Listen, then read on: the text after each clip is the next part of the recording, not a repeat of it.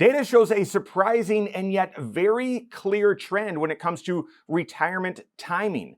People tend to retire sooner than they actually planned. Most people need all the time they can get in order to save up and be ready. How can you be prepared if you are forced to retire earlier than you planned? I've got that and more coming up.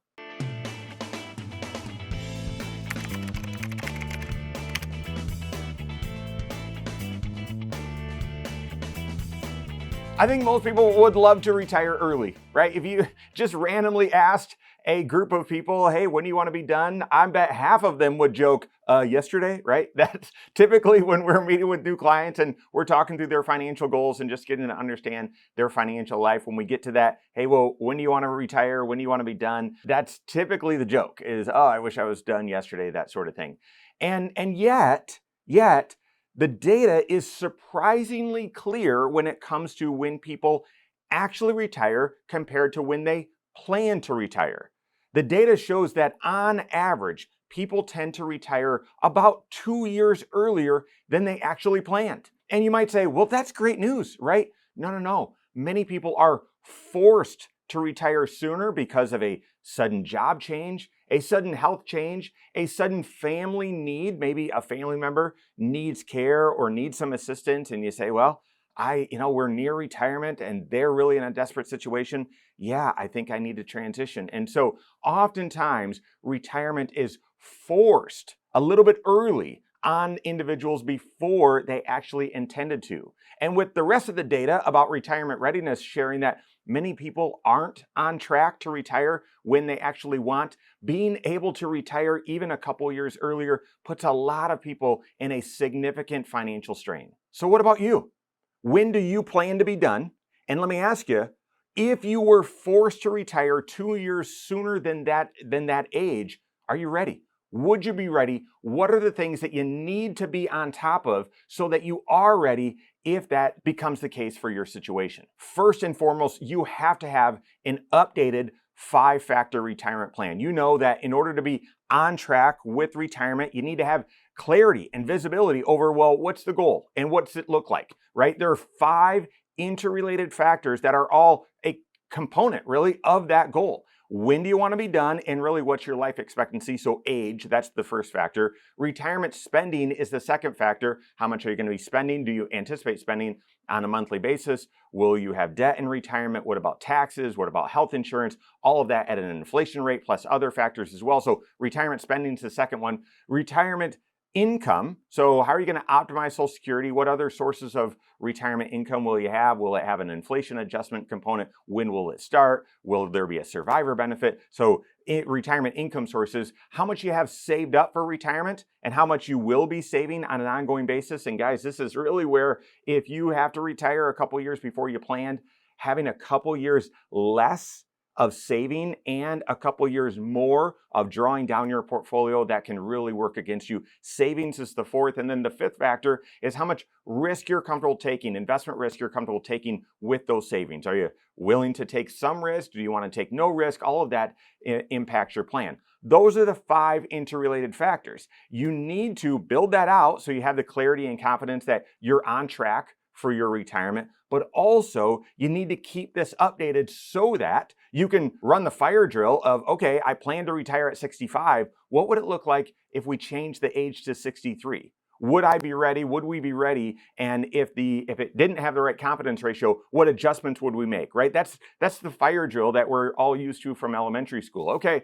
this is just a drill, but this is what we would do. We would go out this exit, we would turn left, blah, blah, blah, right? So same thing when it comes to your retirement plan. But then the second reason why you need to make sure that 5-factor retirement plan stays up to date, at least on an annualized basis, is because you never know, right? You never know when suddenly life's going to throw you a curveball and you need to make an adjustment. It's an extreme example, but one of the most vivid in my mind was a teacher that we've been serving for a long time. And yes, we had a clear and updated 5-factor retirement plan. And going through COVID, all of the adjustments and so on that teachers especially had to go through during that time. She finished that school year, the spring of 2020. And when it came time to go back in the fall of 2020, all of the new standards and all the new requirements at her stage of life, she just said, Mike, is there any way I can be done? This is really, really stressful and it's really taxing. Is there any way I could be done? And their financial plan, their five-factor retirement plan was up to date. We changed the numbers, we changed the age, we looked at it, the confidence ratio was where it needed to be, and we said, yes, you can retire. Guys, that was 6 years ago now. They've been happily retired. It's been fantastic. You need, number one, if you want to be prepared to potentially retire earlier than you actually planned, you need to have that updated five-factor retirement plan. Second, you need to have a plan for health insurance. And this is, again, like a fire drill where, okay, if we're working until age 65, we're going to be, if that's plan A, if that's the original plan, all right, we're going to get off of the group plan. We're going to get right onto Medicare because we're eligible at age 65 and we know our income, so we know we won't pay IRMA. We've already done the analysis, traditional Medicare, Part A, B, D, and a supplement, or Medicare Part C, a Medicare Advantage plan. We've, talked through the pros and cons of each. Pretty sure we know which one we're going to go with, blah, blah, blah. If you've got that plan, you then need to explore, all right, well, what if I have to retire a little bit sooner? So say 63 in this example, but it could be age 61 or 62 or 59, whatever it is. All right, well, now what's our health insurance plan? And that's the planning work that you need to do with your certified financial planner, because you don't know, but just like that fire drill example, you want to know, all right, well, what would we do? Would it be healthcare.gov?